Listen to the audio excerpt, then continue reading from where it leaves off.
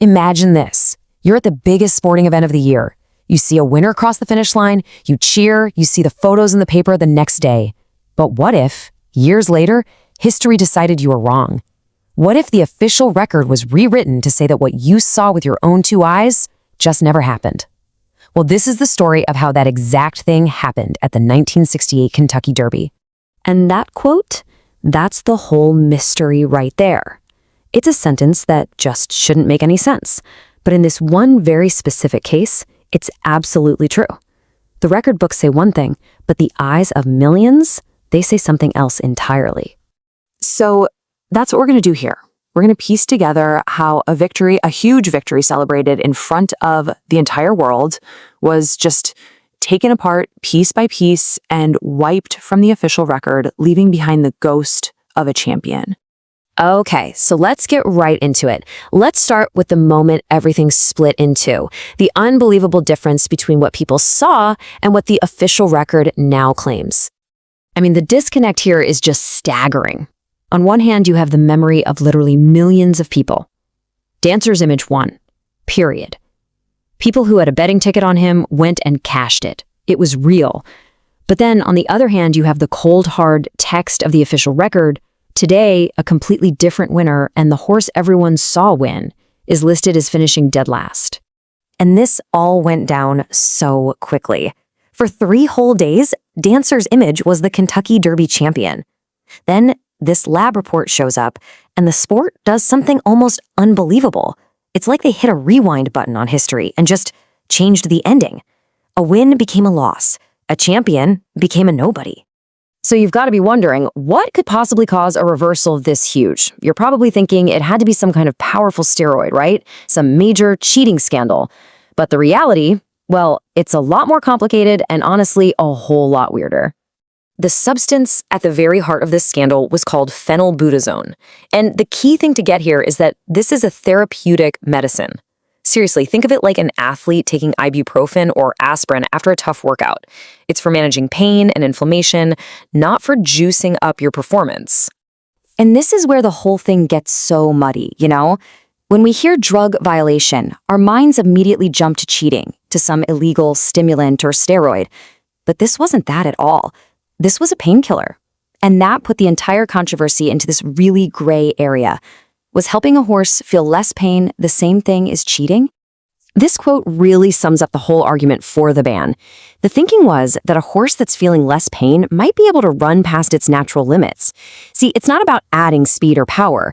It's about taking away the natural brake that pain puts on an animal. It's a subtle distinction, but a really important one. But the rule they used? Oh, it was anything but subtle. It was basically a hammer. It didn't care about any of the details. How much was found, whether it was enough to actually matter in the race, or even when it was given. The system had exactly one question. Is it present? And if the answer was yes, the punishment was absolute. Disqualified. That's it. End of story.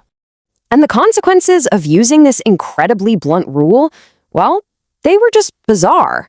It created this series of contradictions that, frankly, the sport has never really figured out. So, on the racetrack, in front of the whole world, Dancer's image finished first. Nobody disputes that part. But in the official record, they dropped him all the way to 14th place, last. They didn't just take away the victory, they completely erased his performance, sending a message that was as harsh as it was historic.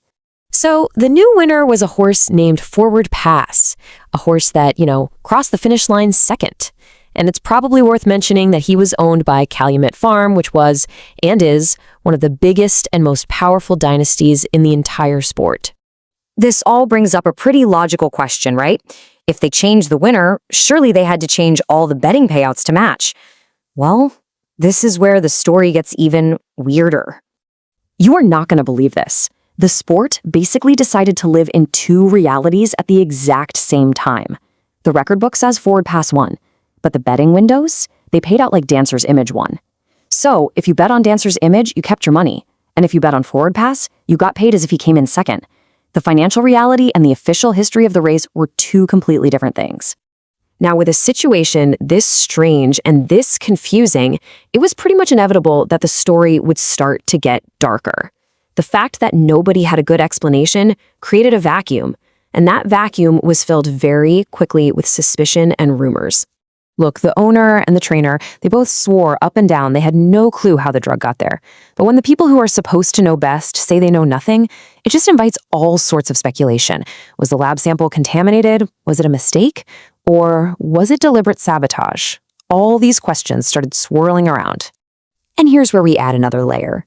You have to remember, this was 1968. A deeply turbulent and politically charged year in America. And the horse's owner, Peter Fuller, was very public about his support for the civil rights movement. Now, the source material is clear that no one ever proved a connection, but with no other good answers, a lot of people started wondering if this ruling was about more than just a horse race. But the fight didn't just end there with a disqualification. Nope, it moved into the court system for years. And the final outcome? Well, it delivered the story's most profound and absolutely stunning twist. So Fuller took them to court, and this thing dragged on for years. At one point, he actually won. A judge ruled in his favor, but then that was appealed and the higher court overturned it, siding with the Racing Commission. The disqualification stood. The courts confirmed that, yes, the commission had the power to change history. Forward Pass was, officially and forever, the winner. But what about the drug itself? Phenylbutazone, the substance that caused this entire historical earthquake in the first place. And this right here is the ultimate punchline to the whole story.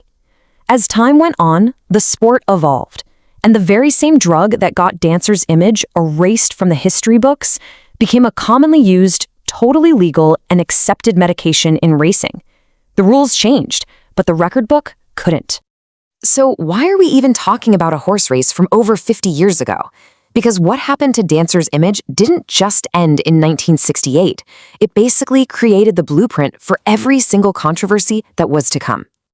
This case set the precedent. It proved that a result could be thrown out after the race was over, all based on a lab test.